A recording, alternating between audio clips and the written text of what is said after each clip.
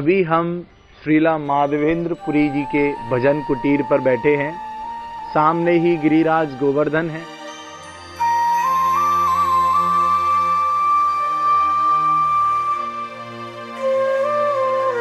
और गोविंद कुंड के तट पर श्रीला माधवेंद्र पुरी का भजन कुटीर स्थित है। आपको याद होगा आन्योर गांव में हम गोपाल जी मंदिर गए थे। गोपाल जी मंदिर के जस्ट नीचे गोपाल जी का प्राकट्य स्थल, वहां पर गए थे और श्रीला माधवेंद्र पुरी यहां पर भजन करते थे। तो और उनके सपने में गोपाल जी आते हैं। आपको वो लीला हमने आन्योर गांव में बताई थी।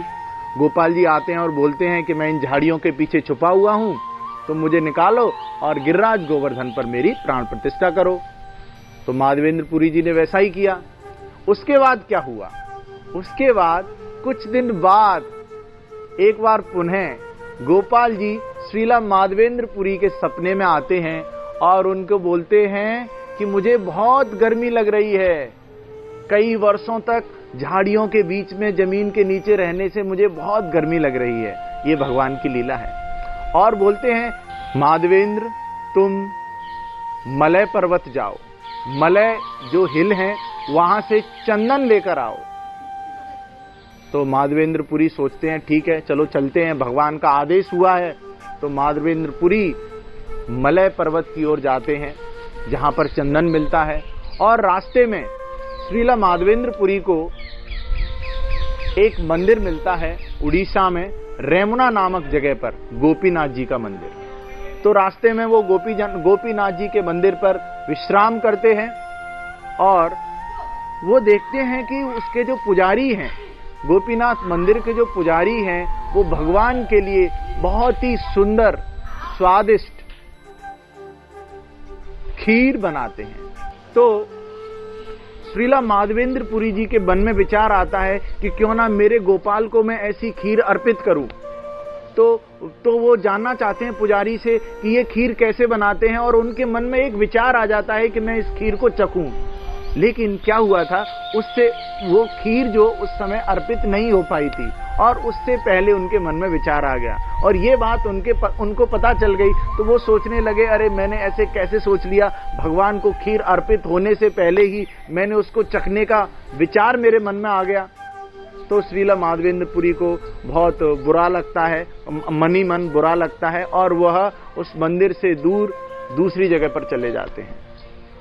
फिर गोपीनाथ जी क्या लीला करते हैं, वो एक खीर का बर्तन, खीर का छोटा सा पॉट अपने विग्रह के पीछे छुपा के रख लेते हैं और रात को पुजारी के सपने में आते हैं और बोलते हैं कि मेरा एक शुद्ध भक्त यहां पर आया हुआ है माधवेंद्र, तुम ये खीर का बर्तन, खीर का पॉट जो है वो उसको समर्पित कर दो, उसको दे दो।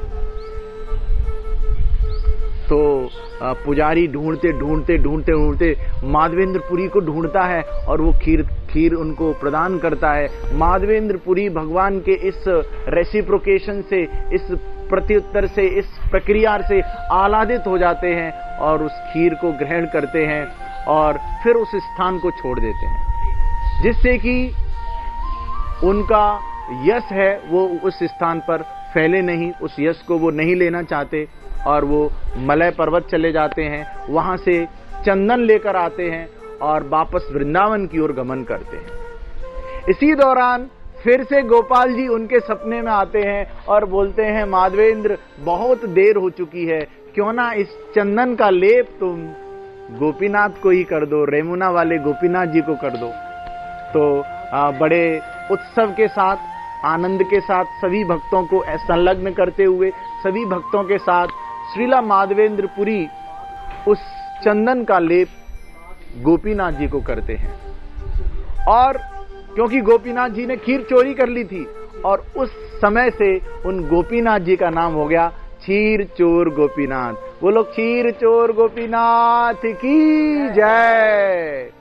तो इस प्रकार माधवेंद्र पुरी वापस वृंदावन आ जाते हैं और अपने स्थान पर फिर से वास करना शुरू कर देते हैं। तो ये बहुत ही रोचक लीला है भगवान श्री कृष्ण की उनके शुद्ध भक्त के साथ। तो आइए हम श्रीला माधवेंद्र पुरी की कृपा लें और प्रतिदिन बड़े तन्मयता के साथ हरे कृष्ण कृष्ण कृष्ण हरे हरे, हरे राम राम राम हरे हरे इस महामंत्र का जाप करें।